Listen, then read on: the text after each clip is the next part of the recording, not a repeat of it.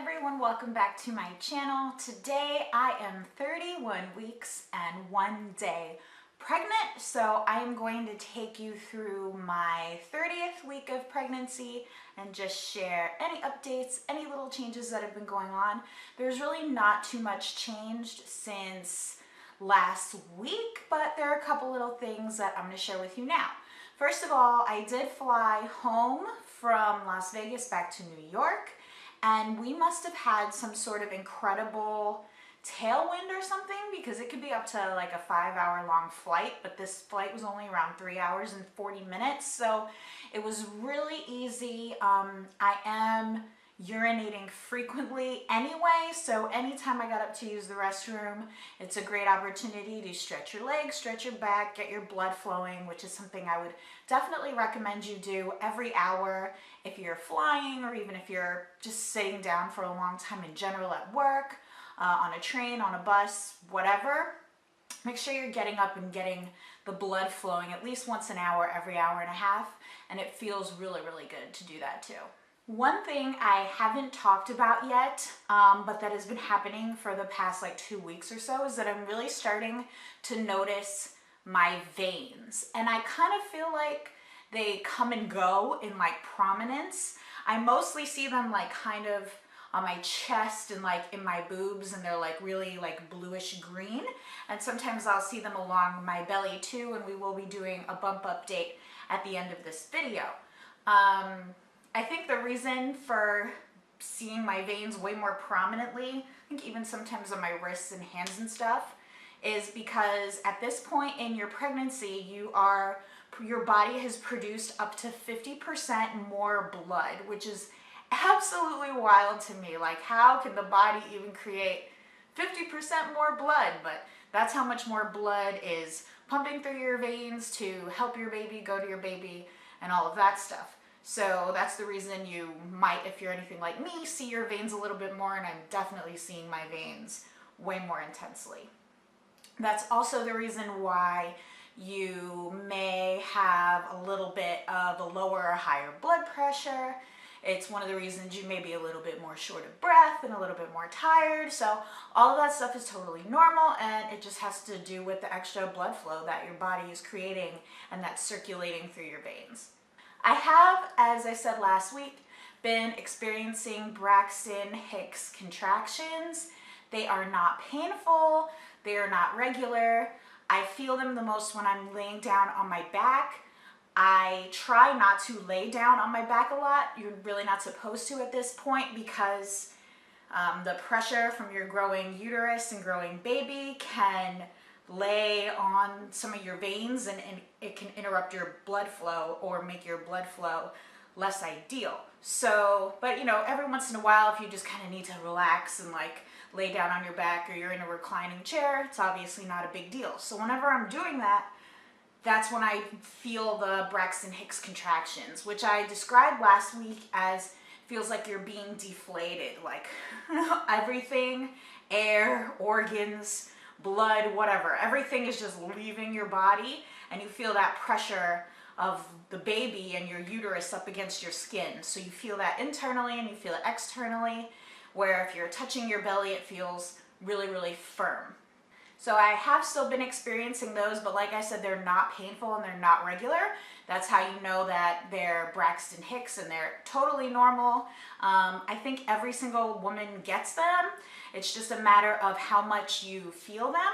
And like I said, I only feel them really in certain positions. I don't think I've ever felt one standing up. It is important to keep hydrated. That helps, you know, prevent you from having a lot of Braxton Hicks contractions to the point where you may have to go to labor and delivery to make sure you're not in early labor or anything like that. I have been experiencing a little bit more discharge than normal. You know, it's pregnancy. It's totally normal for your body to be producing more discharge, and mine's starting to pick up. Sometimes it's on the clearer side, sometimes it's a little bit more white. It doesn't have much of a smell. So from what I've read, it seems really normal, but I am going to speak with my doctor about that specifically, just to double check at my next appointment, which is this coming Tuesday, which is the day that I'll be 32 weeks exactly. And I'm really hoping we get, even if it's just a really quick ultrasound that day, because I haven't seen the baby since our 20-week or 22-week anatomy scan. So I would really like to see how big she is, what position she's in, and stuff like that. So I'm hoping 32 weeks I'll have an ultrasound update. I have been dealing with, especially with the flying, I think contributed to this a lot. I have been dealing with dry skin. I am a dry skinned person, and I normally get dry skin when I fly, especially when you're going out to the desert of Las Vegas. But this time it was way more extreme. Like, I went to use the bathroom on my flight over to Vegas, and I kind of looked down at my belly. That's all I can see if I look down. I can't see, you know, like my sister or whatever you want to call her anymore. I can't see it. I can just see belly. So I was looking down at my belly, and it was like kind of ashy and white. And I mean, it's never that dramatic of a dry skin situation, but I think, you know, your body's just using up all your hydration and moisture. So my skin is definitely drier. You know, you just take care of that with lotions and oils, and make sure you're drinking a lot of water and keeping hydrated. I did let you guys know last week that I am dealing with some gingivitis, pregnancy gingivitis, which has really sucked. My gums have been bleeding pretty much every time I brush or floss them. But my protocol of brushing, flossing, water flossing, and doing oil pulling has continued to help, but there is a little bit of bleeding still happening. And as long as there's plaque in your teeth, and you're dealing with this pregnancy gingivitis situation, from my knowledge, they're gonna keep bleeding. So you really just gotta try your best to get rid of all the plaque. So what I've done only one time to, you know, try to improve my situation further, it's definitely improving, and my mouth feels much better. Early on, when the problems first started happening, I was dealing with a bad taste in my mouth all the time. That was really new for me. It was really obnoxious. I hated it. Like, sometimes the bad taste would make me nauseous, and then if I was out someplace I couldn't brush my teeth or whatever, I would chew gum, and then sometimes chewing gum would make me nauseous. Sometimes even brushing my teeth and having the toothbrush in my mouth would make me nauseous as well. Even though I'm not, like, I don't have a crazy gag reflex where I feel nauseous all the time. That's just something that was happening. But anyway, it's much improved. I don't get that feeling of a bad taste in my mouth all the time, so that's great. So what I've tried one time is swishing, like I talked about with the oil pulling, doing the same thing, but with colloidal, I think is how you say it, silver, which is just this incredible all-natural antibacterial agent. So just kind of following the same protocol, swishing it around in my mouth 5-10 minutes, and really trying to get all the bacteria and plaque out of my mouth so that this bleeding stops.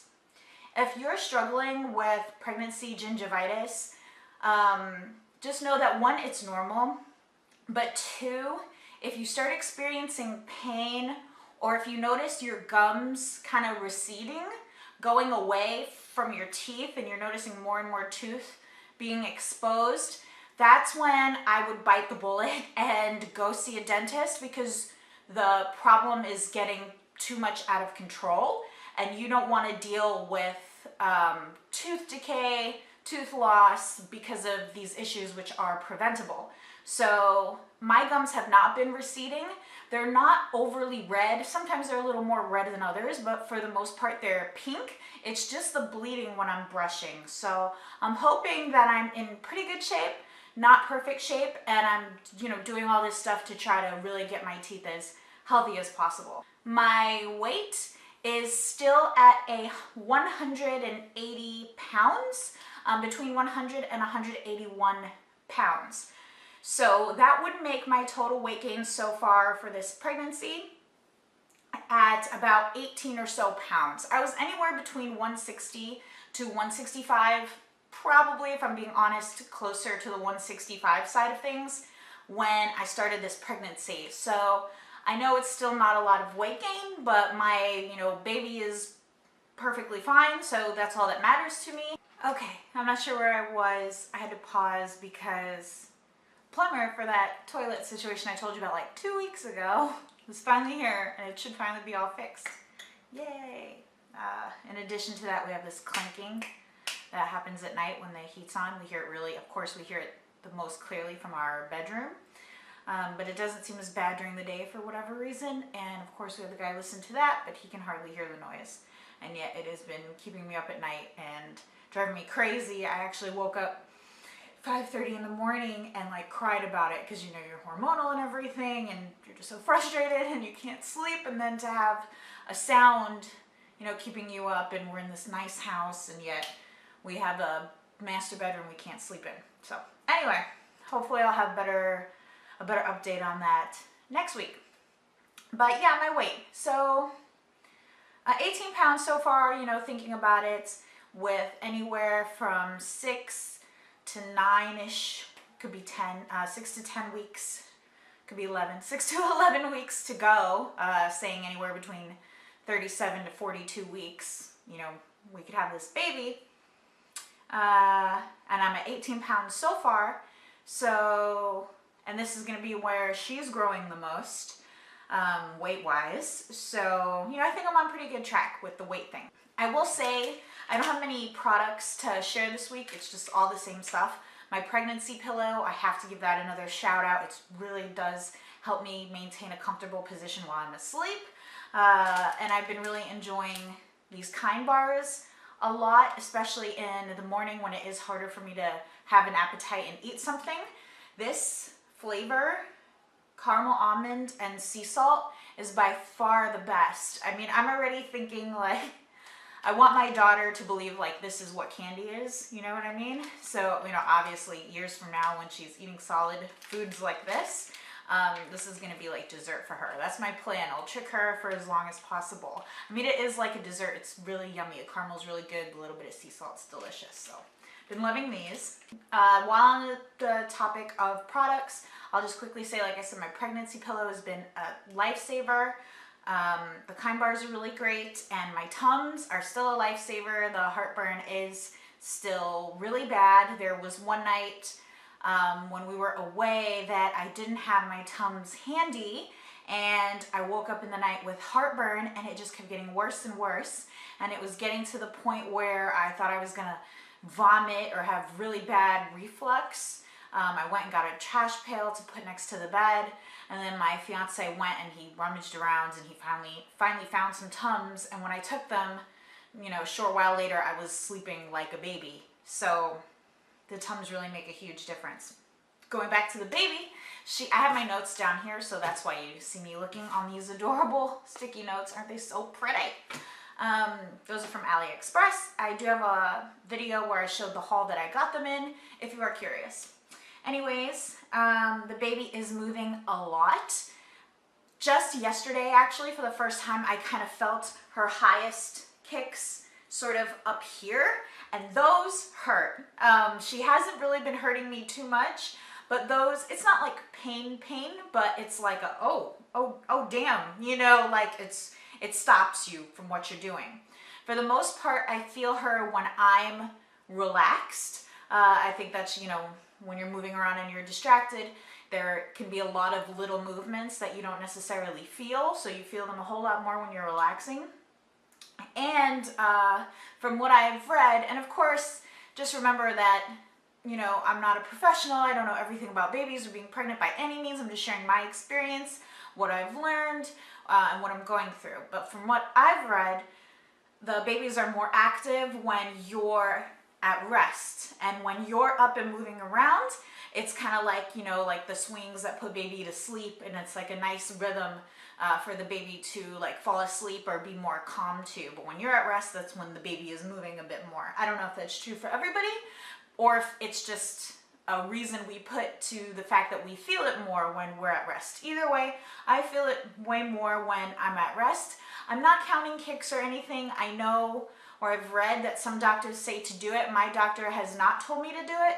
He is very laid back in his style, which I like for the most part.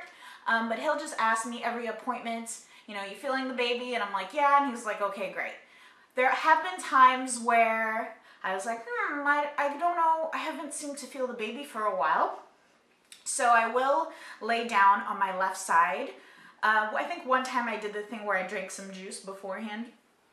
And you lay down on your left side, you feel around your belly, and you want to count 10 kicks in an hour, just to make sure there's the right amount of activity there. So I did that, and there were a lot of tiny movements. And the tiny movements, they count, you know, the baby is you know, moving and stuff. So including the tiny movements, I got to 10 within like 30 minutes, and we were totally fine. So that helped me realize there are probably a lot of tiny movements happening throughout the day that you don't even really notice unless you're, you know, focused and calm and not distracted with anything else.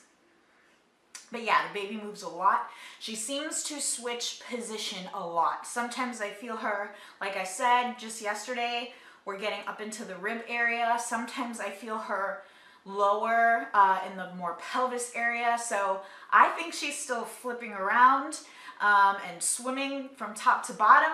So I don't think she's settled yet.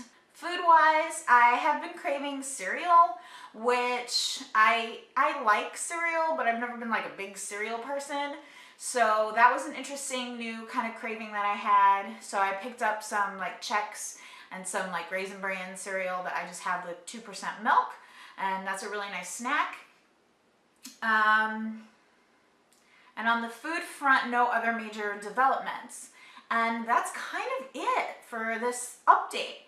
I just want to say real quick that other videos I'm planning to film in addition to these weekly updates are a nursery tour. We just got the recliner for the nursery and the rocking chair, like for breastfeeding and stuff.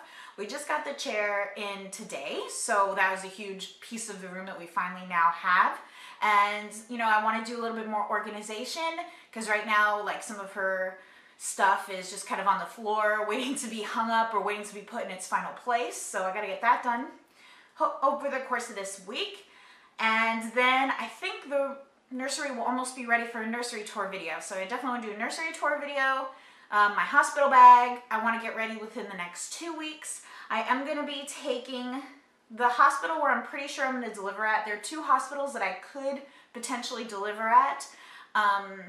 But the one I'm leaning towards that's closer to my house that I'm more familiar with, they have 3 classes that they offer. So I'm going to do all 3 classes within the next couple of weeks. There's a breastfeeding class, a prepare for labor class, and like a baby basics class. In addition to that, I have to find like an infant CPR class because I really want to take one of those. Even though, to be honest, hearing from a couple of my mommy friends and family while I was away on the West Coast, it seems pretty easy, the infant CPR, so that's great. But I would love to give you guys an update on those classes and what I learned, what I thought was useful, what I thought maybe wasn't. If there is anything that I'm like, oh, I don't know about that, I'll share it. And what other, it's on my list. So I'm going to talk about the classes, the nursery, hospital bag video. And I do have a small, I have to check to see if there's more stuff coming, haul of AliExpress baby stuff, mostly clothes.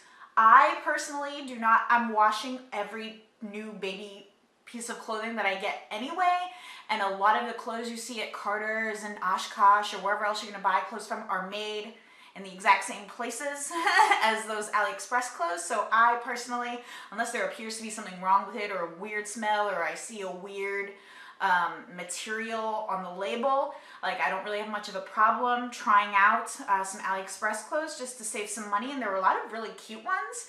So I would be happy to show you guys what I got there, and I'd be happy to show you guys what I got for my baby shower too. So those are all videos that are coming up. It could be a really jam-packed next couple of weeks, all while this baby gets closer and closer to entering my life. So if you are interested in that, please go ahead and subscribe. That would be awesome. And let me go ahead and show you the bump. Let's see. I am wearing, it was pretty funny actually, so I am wearing like a regular H&M Basics blue t-shirt that I've had for years, and we are at the point where we got the belly like popping out under it. So like my regular t-shirts are not working for me anymore at 31 weeks. And I'm just wearing some, I think these are like men's like basketball shorts for comfort purposes. I guess normally I would wear like the shorts here and like you wouldn't see any belly, but you know, I feel a bit more comfortable with them just sort of under the bump, and you get a pinch of support when they're right under the bump too. Okay, so there's the bump peeking through with the shirt on. So I think we're seeing it get bigger together, guys. If you look back at my video 2 weeks ago, I think it looks a bit bigger. Just go ahead and hope the neighbors aren't looking.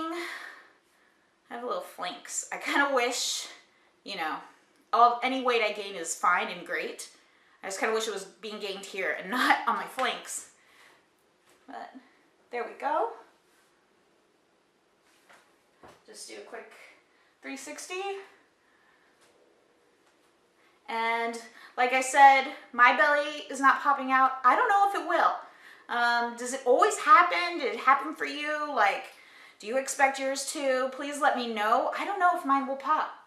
Maybe it's so deep that I figure not everybody's pops. It can't happen 100% of the time, right? But we'll just see. So there we go. It is my first pregnancy, if you guys don't know that. I think I kind of make it clear by how much I think about everything, but it is my first pregnancy, so I know it's common to carry a little bit smaller, and it takes more time for you to get really big. We still have, like I said, if we're counting 37 to 42 weeks as the range, then I have anywhere from 6 weeks to 6 to 11 weeks to go. So there is a lot of time for me to keep growing, which I'm sure I will, and I'll keep sharing it with you guys. Thank you so much for watching this video. Taking some time out to just listen to my experiences really means the world to me. If you have any questions or comments, feel free to leave them down below. And I look forward to all of those videos I talked about, in addition to updating you next week. If you are pregnant, I hope you're having a wonderful pregnancy and that everything is going great for you. I wish you the best. Thank you so much for watching, and I'll be in touch with you soon. Bye.